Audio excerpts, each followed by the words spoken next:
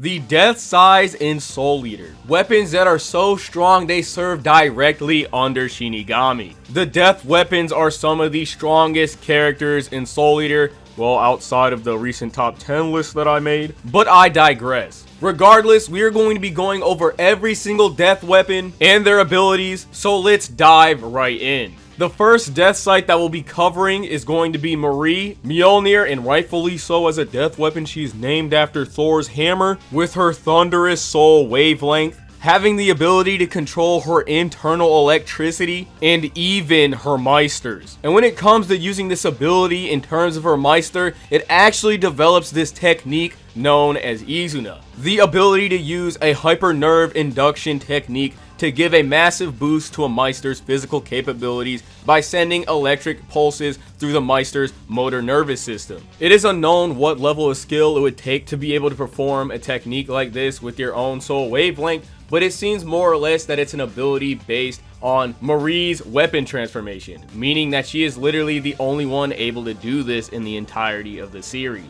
It seems as though this electric based ability really gives her her namesake as Mjolnir. At first, it really seemed as if she was using soul wavelength-esque techniques such as an anti-demon wavelength or soul menace when you take into consideration how electric based they are, but unfortunately, it seems as though Izuna is an ability exclusive to Marie. And this is where I'd like to introduce you guys to exclusive death weapon abilities. So Marie and Azusa and other death weapons alike have their own special perks and abilities that no other weapon will have.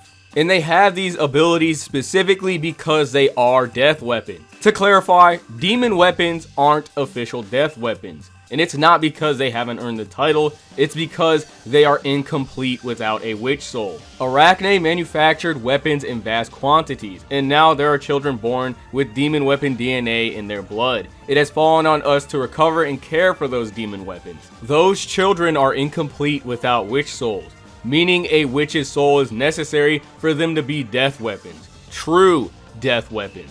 And once they do consume a witch soul, they are actually able to transform and shapeshift. Hopefully, if you didn't read the manga, that caught you up to speed. So in this case, Marie's special ability would be Izuna, and in terms of her shapeshifting ability, outside of just turning into a hammer, she can create a lightning rope, and not only this, turn herself into a tonfa. These personal abilities and the ability to shapeshift are just some of the perks you acquire by becoming a death site. And then you throw a high level of wavelength control and magical abilities on top of it. And before we move on from Marie, I also have to throw out there that she is also the death weapon in charge of Oceania. Tsar Pushka is the death weapon in charge of Eastern Europe, and his weapon transformation just so happens to be a cannon. He'll actually take his own head and use it as a projectile when fighting against an opponent. Tsar, when fighting, also has the ability to use an anti-demon wavelength similar to Maka. Unfortunately, as far as transformations and special abilities go for Tsar, we don't get to see that much of him,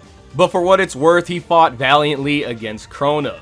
When used by his Meister, Tsar will attach himself to his leg, but mind you, as a death weapon, since he can shapeshift, he could obviously do more than just that, like probably attach himself onto his arm or anywhere else, but that's all we see from the manga. Tsar's special ability, rather than being the cannon, he'll actually take his Meister and shoot him out like a cannonball after covering them entirely with an anti-demon wavelength. And it seems as though this is his strongest move. Dengu Dinga is the death scythe in charge of Africa, and his weapon transformation is an axe, but not just any ordinary axe, a rainbow axe. And because of this, Dengu has the ability to refract light, and it seems as though this is his special death weapon ability. As far as shapeshifting goes, it seems as though he can extend the blade portion of his axe, allowing him to cover more space when being used by his Meister. Azusa Yumi is the death scythe in charge of Eastern Asia, and her weapon transformation is a bow gun. And as far as shapeshifting is concerned, it seems as though she changes the length of her own barrel and tripod. It's almost as if her form of shapeshifting is actually changing her attachments. She's so strong, her bullets can even reach the moon. And that's some insane velocity if you ask me. And as far as Azusa's death weapons abilities are concerned, she actually has 2 different abilities. And when those abilities are both used in unison, it makes her essential for almost any reconnaissance or stealth-like operations DWMA might partake in. With 1,000-mile eyes, Azusa can fire with pinpoint accuracy up to 6 miles away and can hit a target to within less than a half inch of error. Her second ability is known as telesynchronization. It allows for direct mutual communication between her soul and another's through a device such as a telephone. Basically, if you're in any form of communication with her, you can perform a soul resonance with her.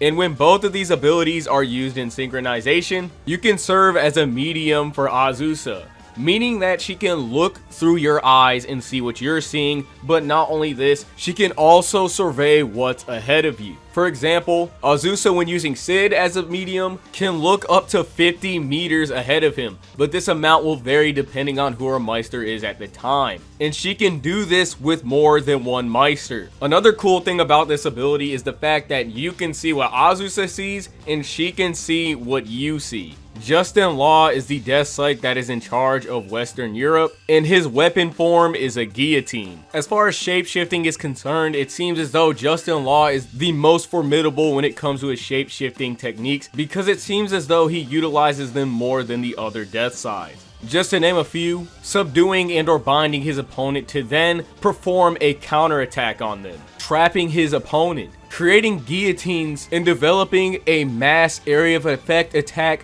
where he makes all the guillotines rise up for the ground and take out the army of DWMA. And then to use these same guillotines to apply pressure on Dr. Stein. And that's not including Justin using his guillotine blades for long range attacks or using his chains for mobility. As for his special ability as a death scythe, his special move is the law-abiding silver gun, which allows him to shoot a laser-esque blade attack, or I guess you could say project his blade and use it as a long-range attack. We also see another variation of this when he fights Tezuka. They don't officially call it the law-abiding silver gun, but as a weeb, I'm going to use my cool naming skills and call it the Rays of Disorder. Or maybe the unlawful crimson gun. I don't know. Pick your poison. Just know that they don't call it the silver gun, and we never get a name for it. Jin Galen is the death weapon in charge of West Asia. As for Jin's weapon form, he actually turns into a lamp, and through this lamp he can manifest as a genie. It is unclear what his special ability is as a death weapon because we are never left with an example, or nothing has ever directly been stated about his special death weapon ability. As far as shape-shifting is concerned, he has 3 very distinct transformations. When he performs a soul resonance with Zubaida, he is able to take the form of a Jin. And as a Jin, it seems as though he has some form of flame manipulation. As you can see, he swats down an attack from one of the clowns and leaves the remains on fire.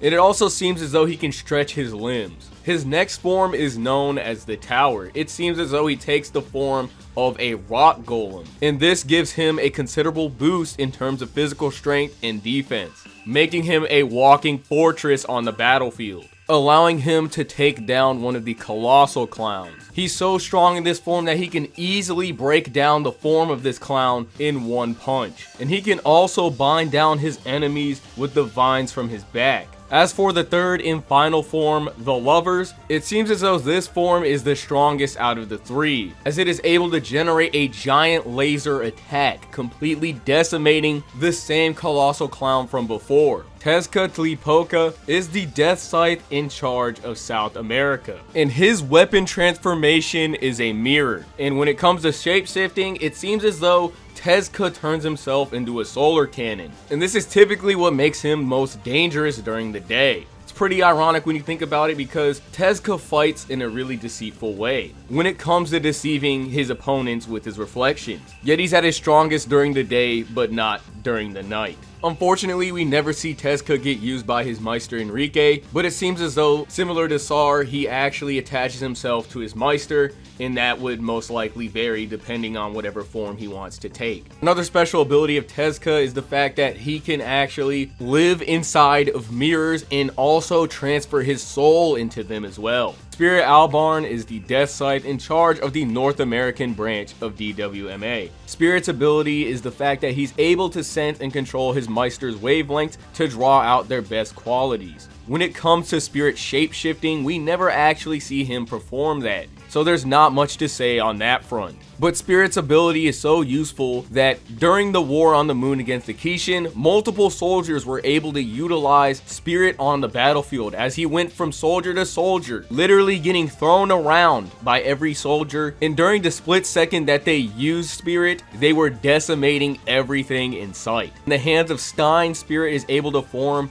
an experimental ectoplasm perfect as a defensive option when his opponent is counterattacking. And we also get to see Stein perform Witch Hunt with Spirit as well. In the hands of Maka, we actually see Spirit perform a Demon Hunt, where he gets 2 blades, becoming a double-bladed scythe. And we also get to see Maka use this technique against Chrono. Now, last on the list is Soul Eater Evans, the last Death Scythe. Because at the end of the manga, DWMA turns over a new leaf and forms a peace treaty with the witches, meaning that no weapon will ever consume a witch soul ever again, and that also means that they'll never get the powers of a Death Scythe. When it comes to shapeshifting, Soul changes the size of his blade, and with the help of Maka, he's able to generate wings, allowing for the both of them to fly. As for Soul's special ability as a Death Scythe, he's able to turn his own wavelength into sound, including the wavelength of his Meister, allowing him to send an anti-demon wavelength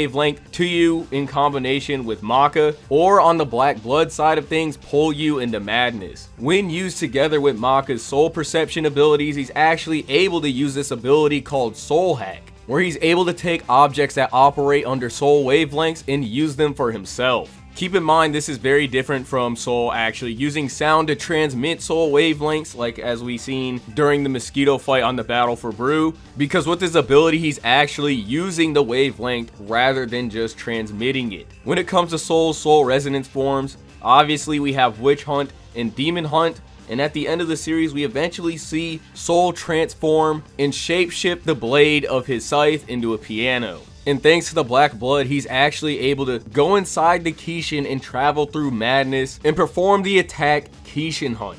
Now that I really look at it, Soul is kinda busted. Basically, he can form connections with souls through sound. That's his ability. I guess that's the easiest way to explain it.